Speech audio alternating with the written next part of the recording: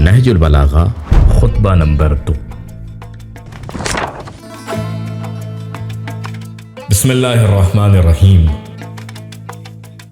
امیر المومنین علی علیہ السلام نے صفین سے پلٹنے کے بعد ارشاد فرمایا، میں اللہ کی حمد و ثنا کرتا ہوں، اس کی نعمتوں کی تکمیل چاہنے، اس کی عزت و جلال کے آگے سر جھکانے اور اس کی معصیت سے حفاظت حاصل کرنے کے لیے، اور میں اس سے مدد مانگتا ہوں کہ میں اسی کی کفایت اور کفالت کا محتاج ہوں۔ وہ جسے ہدایت دے دے وہ گمراہ نہیں ہو سکتا، اور جس کا وہ دشمن ہو جائے اسے کہیں پناہ نہیں مل سکتی۔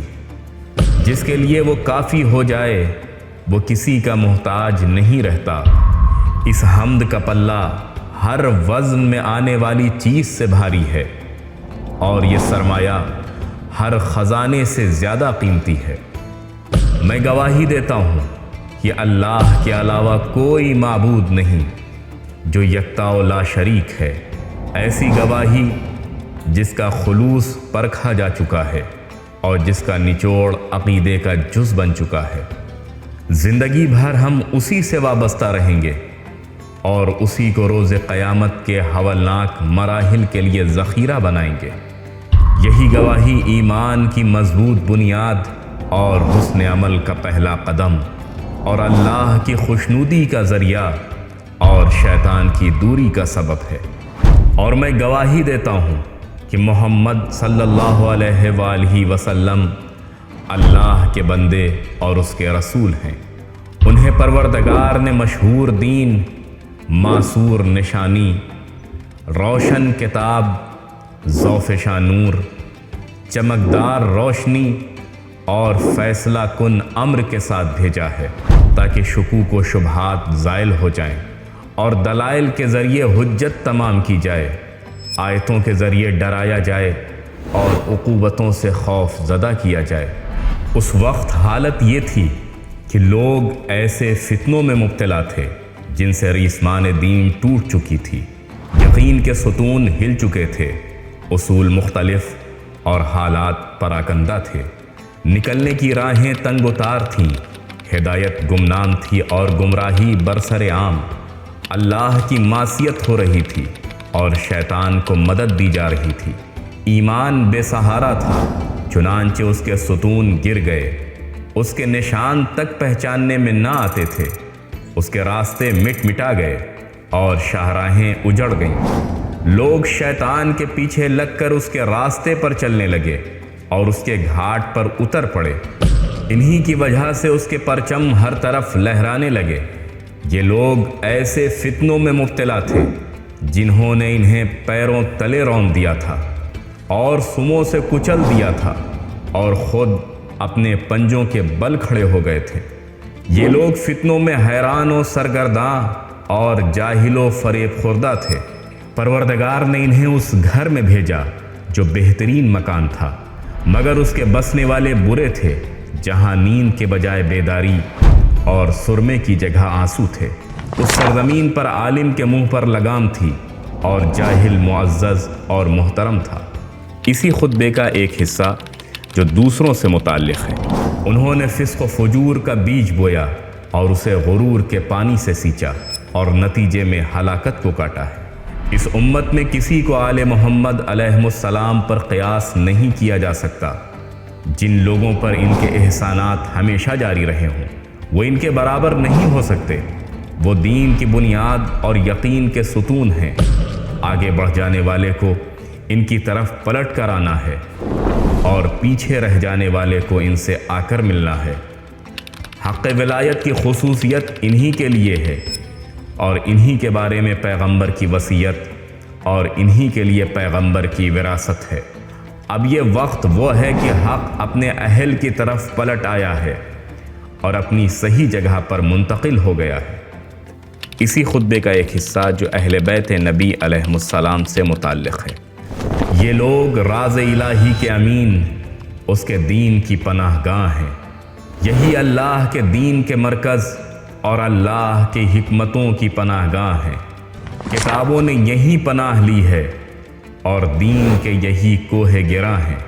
انہی کے ذریعے اللہ نے دین کی پشت کی کجی کو سیدھا کیا اور انہی کے ذریعے اس کے جوڑ بند کے راشے اور کپکپی کا علاج کیا ہے۔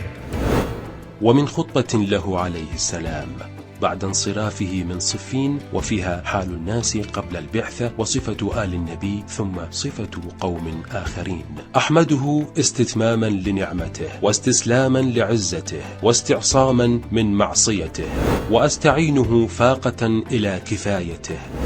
إنه لا يضل من هداه ولا يئل من عاداه ولا يفتقر من كفاه، فإنه أرجح ما وزن وأفضل ما خزن. وأشهد أن لا إله إلا الله وحده لا شريك له، شهادة ممتحنا إخلاصها معتقدا مصاصها، نتمسك بها أبدا ما أبقانا وندخرها لأهاويل ما يلقانا، فإنها عزيمة الإيمان وفاتحة الإحسان ومرضاة الرحمن ومدحرة الشيطان. وأشهد أن محمدا عبده ورسوله أرسله بالدين المشهور والعلم المأثور والكتاب المسطور والنور الساطع والضياء اللامع والأمر الصادع، إزاحة للشبهات واحتجاجا بالبينات وتحذيرا بالآيات وتخويفا بالمثلات. والناس في فتن انجذم فيها حبل الدين وتزعزعت سوار اليقين، واختلف الناجر وتشتت الآمر وضاق المخرج وعمي المصدر، فالهدى خامل والعمى شامل. عصي الرحمن ونصر الشيطان، وخذل الإيمان فانهارت دعائمه وتنكرت معالمه ودرست سبله وعفت شركه.